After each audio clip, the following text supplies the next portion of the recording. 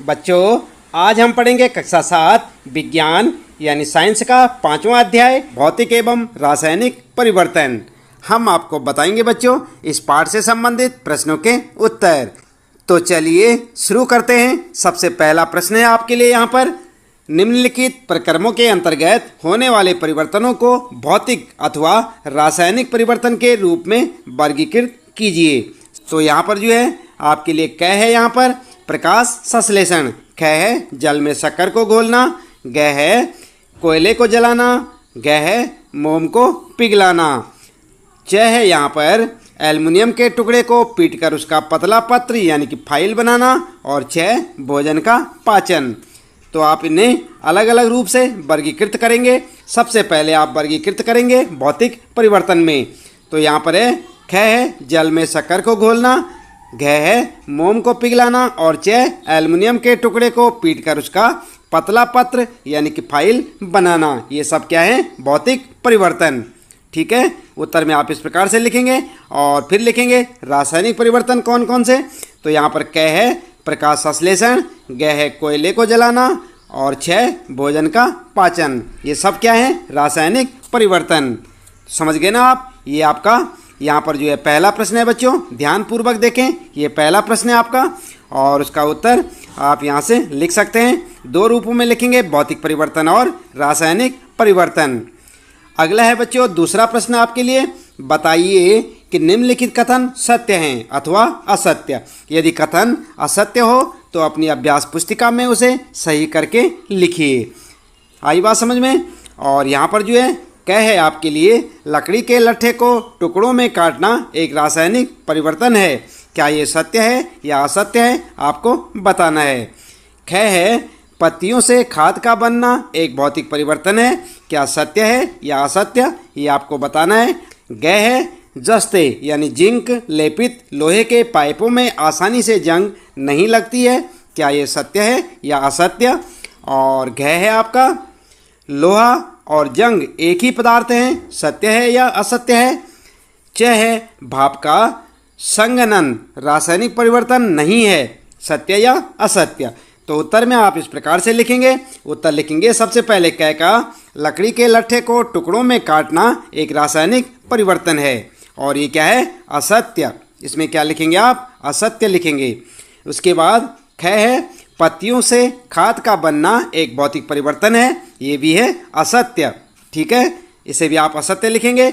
और ग है जस्ते यानी जिंक लेपित लोहे के पाइपों में आसानी से जंग नहीं लगती है। तो ये क्या है? सत्य है। ठीक है, इसी प्रकार से घ वाला है, लोहा और जंग एक ही पदार्थ हैं। तो ये क्या है? असत्य। यहाँ पर क्या लिखेंगे आप? असत्य। इसी प्रकार च है आगे, भाप का संघनन रासायनिक परिवर्तन नहीं है। तो ये क्या है? सत्य है। ठीक है, तो इस प्रकार से आप अपने इन प्रश्नों के उत्तर लिख सकते हैं। सत्य असत्य आपको बताना है बच्चों। और ये दूसरा प्रश्न है आपका, आप देख सकते हैं प्रश्न को, और इसके उत्तर आप ठीक इस प्रकार से लिखें जैसे यहाँ पर आपको बताए जा रहे हैं। इसके बाद बच्चों तीसरा प्रश्न है आपका, निम्नलिखित कथनों में रिक्त स्थानों को भरिए। और यहाँ पर कुछ कथन दे रखे हैं और उनके यहाँ पर जो है ये रिक्त स्थान है आपके लिए, इनको आपने भरना है। तो क वाला है आपके लिए, जब कार्बन डाइऑक्साइड को चूने के पानी में प्रभावित किया जाता है तो यह, और यहाँ पर आपको भरना है, के बनने के कारण दूधिया हो जाता है। और ख है खाने के सोडे का रासायनिक नाम, यहाँ पर आपको लिखना है, क्या है वो आपको लिखना है। और ग है बच्चों, ऐसी दो विधियाँ जिनके द्वारा लोहे को जंग लगने से बचाया जा सकता है। तो उन विधियों के नाम यहाँ पर आपको भरने, हम आपको अभी यहाँ पर बताने वाले हैं। और घ है बच्चों, ऐसे परिवर्तन भौतिक परिवर्तन कहलाते हैं जिनमें किसी पदार्थ के केवल गुणों में परिवर्तन होता है। तो यहाँ पर आपको लिखना है।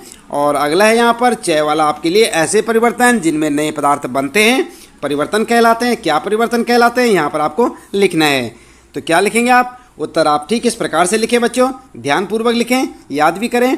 क्या लिखेंगे आप? जब कार्बन डाइऑक्साइड को चूने के पानी में प्रभावित किया जाता है तो यह क्या बनाता है? कैल्शियम कार्बोनेट बनने के कारण दूधिया हो जाता है। किसके कारण होता है? Calcium carbonate. तो यहाँ पर आप क्या लिखेंगे? क वाले के रिक्त स्थान में आप लिखेंगे कैल्शियम कार्बोनेट। इसके बाद ख वाला, आप देखेंगे खाने के सोडे का रासायनिक नाम क्या है? सोडियम बाइकार्बोनेट या सोडियम हाइड्रोजन बाइकार्बोनेट NaHCO3 है। ठीक है, तो इस प्रकार से आप लिखेंगे। जो अंडरलाइन कर रखा है ये आप रिक्त स्थान में लिखेंगे। क्या लिखेंगे?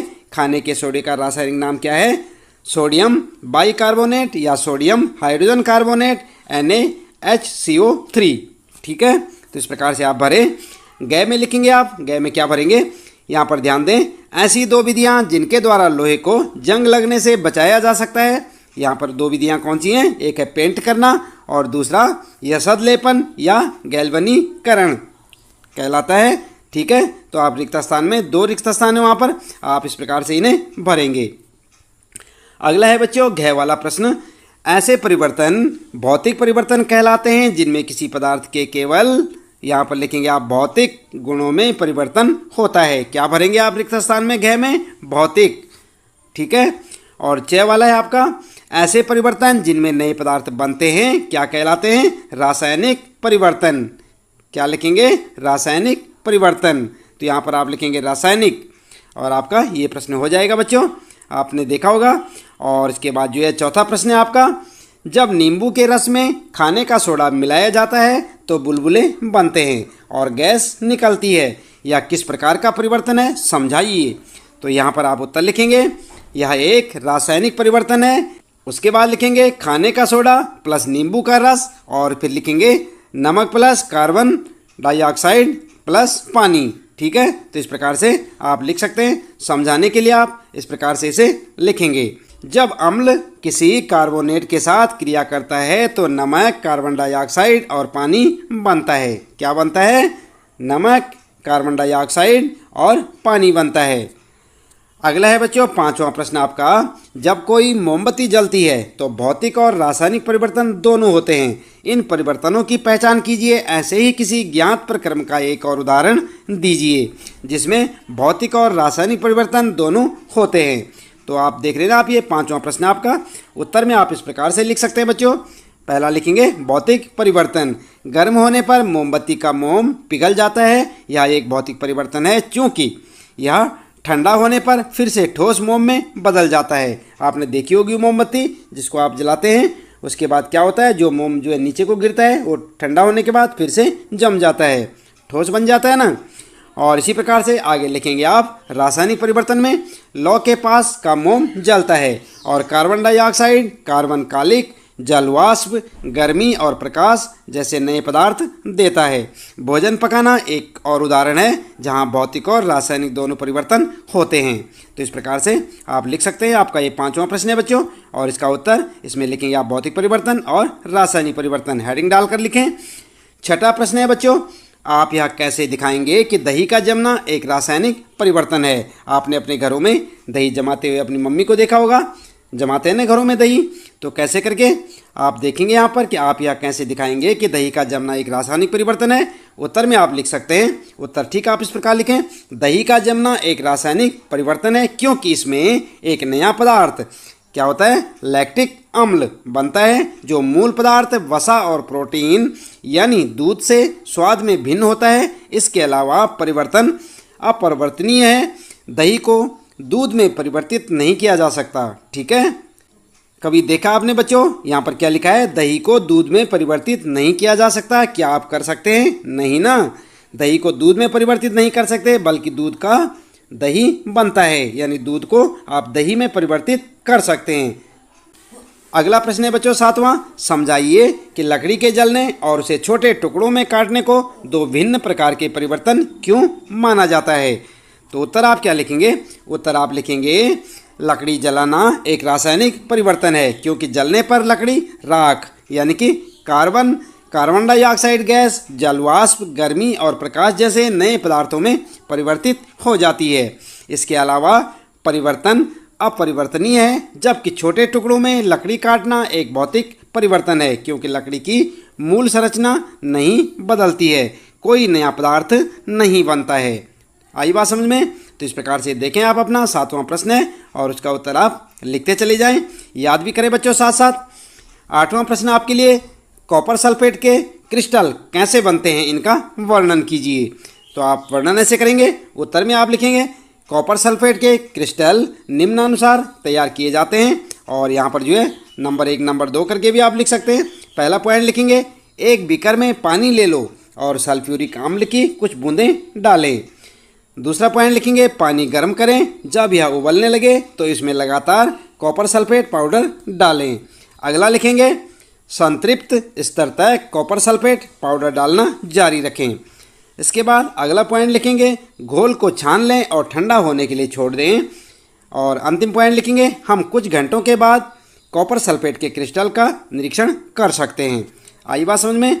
तो ये है आपका 8वां प्रश्न, कॉपर सल्फेट के क्रिस्टल कैसे बनते हैं इनका वर्णन कीजिए। तो आप इस प्रकार से इनके पॉइंट दर पॉइंट लिख सकते हैं बच्चों और इन्हें याद भी करें। 9वां प्रश्न है आपका समझाइए कि लोहे के गेट को पेंट करने से उसका जंग लगने से बचाव किस कारण से होता है। उत्तर क्या लिखेंगे? उत्तर लिखेंगे जंग लगने के लिए ऑक्सीजन और पानी या जलवाष्प दोनों की उपस्थिति की आवश्यकता होती है। पेंट की परत हवा और ऑक्सीजन के साथ लोहे के सीधे संपर्क को रोककर जंग लगने से बचाता है। तो ये था आपका 9वां प्रश्न और उसका उत्तर। अगला है बच्चों 10वां प्रश्न आपके लिए समझाइए कि रेगिस्तानी क्षेत्रों की अपेक्षा समुद्री तटीय क्षेत्रों में लोहे की वस्तुओं में जंग अधिक क्यों लगती है। और उत्तर लिखेंगे आप जंग लगने के लिए ऑक्सीजन और नमी यानी कि जलवाष्प दोनों की उपस्थिति की आवश्यकता होती है। तटीय क्षेत्रों में रेगिस्तानी क्षेत्रों यानी कि कम आर्द्र क्षेत्रों की तुलना में हवा में नमी की मात्रा अधिक या अत्यधिक होती है, इसलिए तटीय क्षेत्रों में जंग अधिक लगती है। आई बात समझ में आपके? जंग लगने के लिए ऑक्सीजन और नमी यानी कि जलवाष्प दोनों की उपस्थिति की आवश्यकता होती है, जबकि क्या होता है तटीय क्षेत्रों में रेगिस्तानी क्षेत्रों यानी कि जहाँ जो गर्म इलाके हैं, रेतीले इलाके हैं, कम आर्द्र की तुलना में हवा में नमी की मात्रा अधिक होती है, इसलिए तटीय क्षेत्रों में जंग अधिक लगती है। तो आप लिख सकते हैं ये 10वां प्रश्न आपका और इसका उत्तर। ठीक, आप इसी प्रकार लिखें, इसे याद भी करें। 11वां प्रश्न है बच्चों हम रसोई में जिस गैस का उपयोग करते हैं वह द्रवित पेट्रोलियम गैस LPG, आप जानते हैं ना रसोई गैस सिलेंडर में कौन सी गैस होती है? LPG कहलाती है। सिलेंडर में LPG द्रव के रूप में होती है यानी कि तरल रूप में होती है। आप देखते हैं जो सिलेंडर के अंदर जो गैस होती है वो कैसी होती है? तरल रूप में। सिलेंडर से बाहर आते ही यह गैस में परिवर्तित हो जाती है, परिवर्तन A, फिर यही गैस जलती है, परिवर्तन B। तो यहाँ पर जो है आपके लिए प्रश्न बनता है निम्नलिखित कथन इन परिवर्तनों से संबंधित है, सही कथन का चयन कीजिए।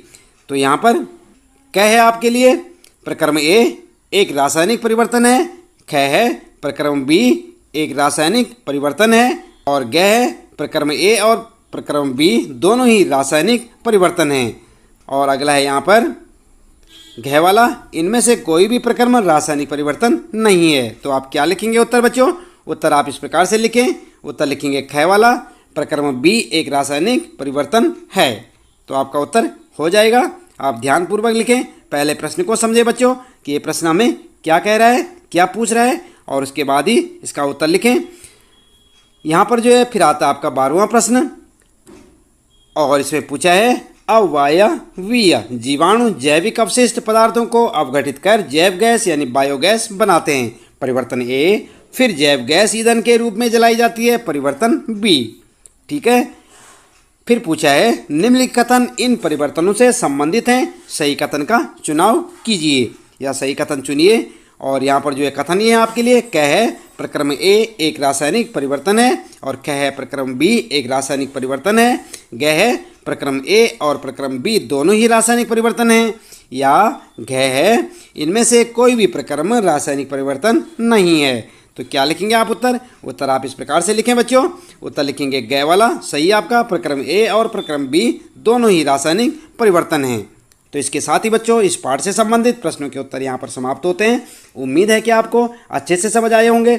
इसी प्रकार लगातार कक्षा 7 विज्ञान के सभी पाठों के प्रश्न उत्तर जानने के लिए चैनल को सब्सक्राइब अवश्य कर दें, बेल आइकन भी दबा दें बच्चों, ताकि आपको आने वाली प्रत्येक पाठ की वीडियो की नोटिफिकेशन भी मिलती रहे।